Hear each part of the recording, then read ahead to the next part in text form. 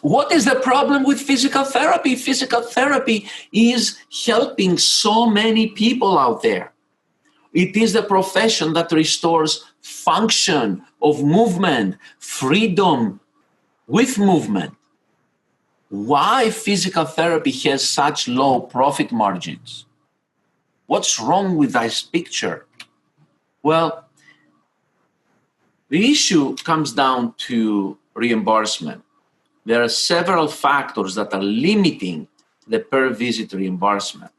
The number of procedures you are performing per unit of time, the number of different CPT codes, the number of units per unit of time, guidelines and limitations that exist, such as the 15-minute rule per CPT code or the 8-minute rule, or what is the value of each CPT code and the various insurance restrictions, such as flat rate, contractual limitations. No matter how long the patient stays in your practice, I'll pay you $60. So all of these different limiting factors.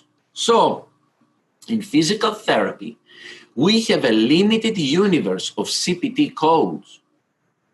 I don't care if you do Maitland, you are going to bill 97140 manual therapy. Or if you do Mackenzie, or if you do trigger points, or if you do this or that, or whatever type of manual therapy technique you do, you're going to bill 97140.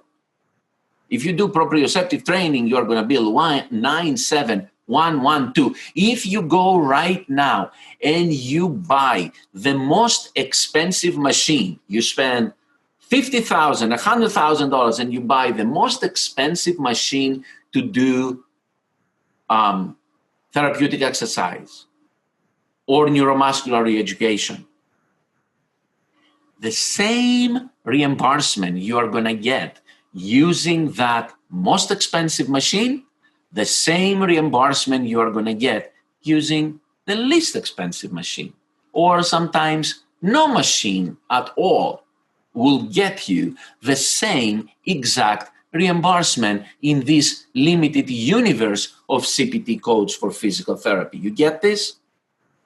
So if you have to use only these specific codes, your only hope is to try begging the insurance companies to increase their reimbursement on those very specific codes, or to try to come up with a different idea where you are bringing maybe some cash-based business in your practice. And I'm going to talk about that.